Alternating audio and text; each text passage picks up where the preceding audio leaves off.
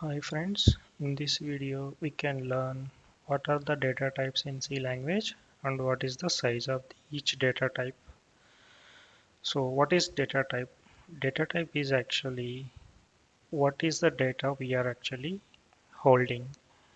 So normally we have the integer data type, floating and character and the double, long double. So it depends on the how data we are using in the C language. So for character data type, we can represent as a CHR, and for the integer, we will represent as a int, and for the float, we will represent as a float,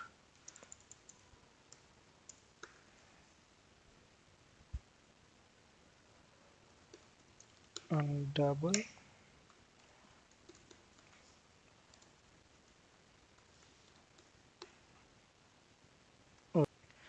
So character is a single representation of a alphabet or a special symbol. So this actual size of this character is 1 byte in any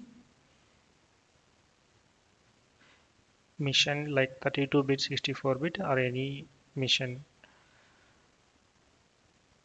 So next integer is actually it holds the integer value, suppose like 100, 200 or 1000, 10,000, something like that. So the size of the integer may vary. It depends on the what mission we are using. Suppose 32-bit mission, it will take 4 bytes of memory size. So this float is actually the representation is 0.1.01 or something like that.